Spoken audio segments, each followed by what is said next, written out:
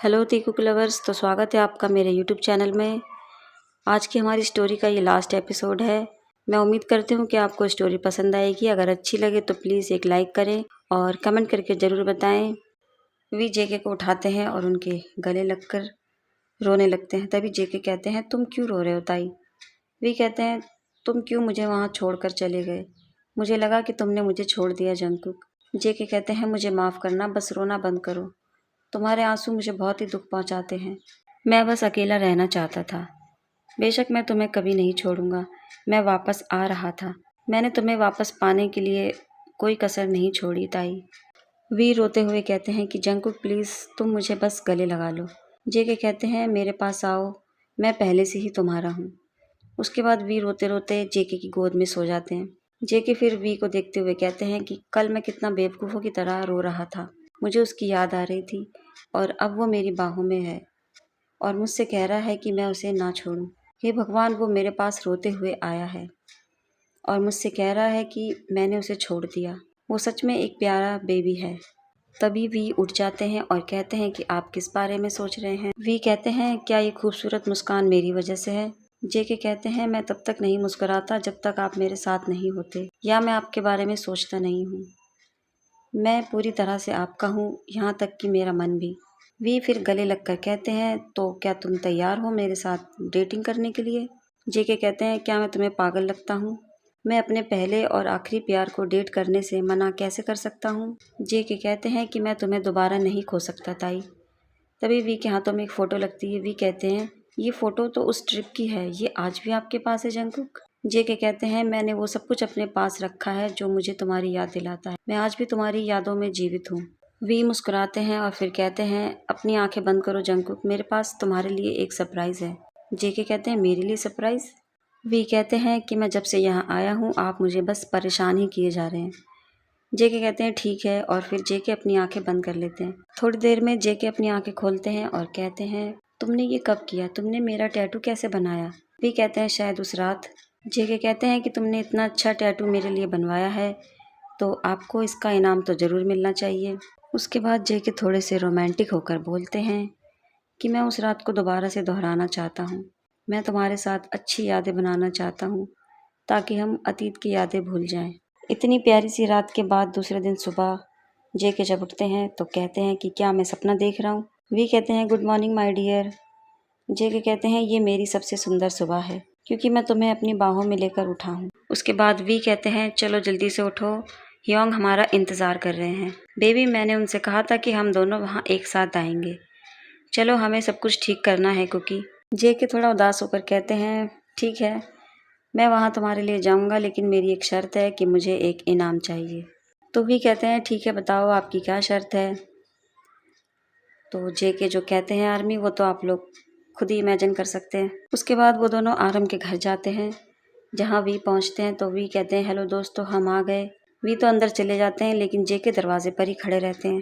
तभी जिमिन कहते हैं, तुम यहाँ क्यों खड़े हो? उसके बाद जेके भी अंदर चले जाते हैं। फिर शुगा जेके को गले लगाकर कहते हैं कि मुझे तुम्हारी बहुत याद आई मेरे छोटे भाई। मुझे हर चीज़ के लिए तुमसे माफ़ी चाहिए जो मैंने तुम्हारे साथ किया, इतना बुरा व्यवहार किया, तुम्हें नज़रअंदाज किया। जेके कहते हैं, कोई बात नहीं ह्योंग, मैं सच में उस सज़ा के काबिल था। अगर आप लोग मेरे साथ ऐसा नहीं करते तो मुझे अपनी गलतियों का एहसास नहीं होता। लेकिन आज मैं एक नया जंगकुक हूँ जिस पर आप हमेशा गर्व करेंगे। शुगा कहते हैं कि तुमने मुझे अपने ऊपर हमेशा ही गर्व करवाया है जंगकुक, तुम मेरे छोटे भाई हो। उसके बाद वहाँ पर हॉबी आते हैं। हॉबी भी जेके से कहते हैं कि मुझे माफ़ कर दो जंगकुक, मैं आपको बताना चाहता था लेकिन मुझे विश्वास नहीं हो रहा था और मैं आपसे झूठ बोल रहा था। झूठ बोलते समय मुझे बहुत ही दर्द हो रहा था। जेके कहते हैं, कोई बात नहीं हॉबी, मैं तुम्हें माफ़ करता हूँ, बेशक तुमको दुखी होने की ज़रूरत नहीं है। हॉबी कहते हैं, थैंक यू जंगकुक, तुम सच में बहुत अच्छे हो, मैं तुमसे बहुत प्यार करता हूँ। तभी सब लोग आपस में गले मिलते हैं। दूर खड़े जिमिन कहते हैं कि मुझे भी गले मिलना है। जेके चिल्लाते हैं सब पर, कहते हैं, हे दोस्तों, मेरे बॉयफ्रेंड से कोई भी गले नहीं मिलेगा। आरम कहते हैं, ओ सच में, तो आखिरकार आप लोग प्रेमी बन गए। जिमिन कहते हैं, अगर वो तुम्हारा प्रेमी है तो उससे पहले वो मेरा दोस्त है, इसलिए मैं हमेशा उसकी रक्षा करूंगा। जेके कहते हैं, ओ सच में, आप उसकी रक्षा करेंगे? आप अपने प्रेमी की रक्षा कीजिए, उसके पास पहले से ही प्रेमी है। शुगा कहते हैं, तुम दोनों कभी नहीं बदलोगे। फिर जिमिन चिल्लाते हैं और कहते हैं कि मैं उसका सबसे पहले दोस्त हूँ, तुम मेरे बाद आते हो। जेके कहते हैं कोशिश भी मत करना। इसी तरह जेके और जिमिन की बहसबाजी होती रहती है तो सब लोग हंसते हैं। उसके एक हफ्ते बाद फिर जिमिन और शुगा की शादी का दिन होता है। जेके बेबी ताई से कहते हैं कि बेबी तुम बहुत ही सुंदर लग रहे हो। तभी आरम कहते हैं आखिरकार वो मेरा बेटा है, बेशक वो सुंदर होगा। जेके मन में कहते हैं मुझे तो नहीं लगता। उसके बाद आरम शुगा से कहते हैं कि आप कैसा महसूस कर रहे हैं।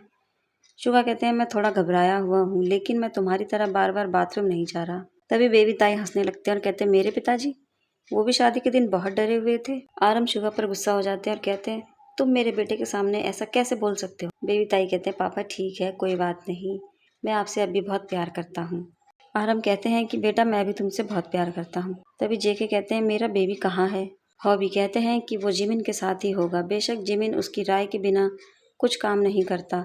जेके कहते हैं तो ठीक है, मैं जा रहा हूँ मेरे बेबी के पास, आप लोगों से बाद में मिलूंगा। दूसरी तरफ कमरे में जिमिन कहते हैं कि मुझे ये कलर के कपड़े बिल्कुल पसंद नहीं हैं। जिन कहते हैं सब कुछ ठीक है जिमिन, तुम बस घबरा रहे हो। ये कहते हैं आप कितने परफेक्ट हैं, कितने सुंदर लग रहे हैं जिमिन। जिमिन कहते हैं सच में क्या मैं शुगा को पसंद आऊँगा। वी कहते हैं हाँ बेशक, तुम ज़रूर पसंद आओगे। तभी वहाँ पर जेके आते हैं और वी को पीछे से गले लगा लेते हैं। वी डर जाते हैं और कहते हैं जंगकुक तुम यहाँ क्या कर रहे हो, तुमने मुझे डरा दिया। जेके कहते हैं मुझे बस अपनी बेबी की याद आई और मैं यहाँ आ गया। जेके फिर कहते हैं कि क्या कुछ देर के लिए मैं अपने बेबी को लेके जा सकता हूँ। जिमिन गुस्सा हो जाते हैं, कहते हैं लेकिन मुझे उसकी ज़रूरत है अभी। जिन कहते हैं हम पहले ही सब कुछ ख़त्म कर चुके हैं जिमिन, ठीक है तुम अपने प्रेमी को जहाँ चाहे लेके जा सकते हो, लेकिन दोस्तों ये याद रखना कि हम यहाँ शादी में आए हैं। जेके फिर वी को गोदी में उठा लेते हैं। वी चिल्लाते हैं जंगकुक रुको, तुम क्या कर रहे हो। जेके वी को ले जाकर एक कोने में उतारते हैं। फिर वी कहते हैं क्या तुम पागल हो गए हो। उसके बाद तो आर्मी आपको पता ही है कि जेके कैसे मुंह बंद करते हैं। जेके वी का मुंह बंद कर देते हैं, फिर कहते हैं कि मैं तुमसे बहुत प्यार करता हूँ। उसके बाद वी की नज़र जेके की शर्ट पर जाती है। जेके के बटन खुले होते हैं शर्ट के।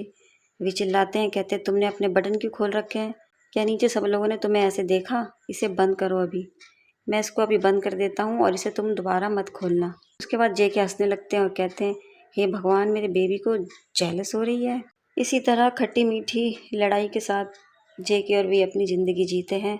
3 महीने बीत जाते हैं और आखिरकार अतीत से बाहर निकलकर वी अपनी ज़िंदगी जी रहे हैं। उनको अपनी खुशियाँ वापस मिल गई, इसलिए जो कुछ भी होता है वो अच्छे के लिए होता है। वी सोचते हैं कि जो मेरे साथ हुआ अगर वो नहीं होता तो आज मुझे एक सच्चा प्यार नहीं मिलता और एक अच्छी फैमिली नहीं मिलती। और कुछ ही दिनों में तीकुक की शादी होने वाली है। तो आर्मी, आप लोगों ने क्या सीखा कि जो कुछ भी होता है हमारी ज़िंदगी में सब कुछ अच्छे के लिए होता है, इसलिए हमेशा खुश रहिए और दूसरों को भी खुशियाँ दीजिए। और वीडियो अगर अच्छी लगे, स्टोरी अगर पसंद आए तो प्लीज़ एक लाइक ज़रूर करें और मिलते हैं किसी नई स्टोरी के साथ।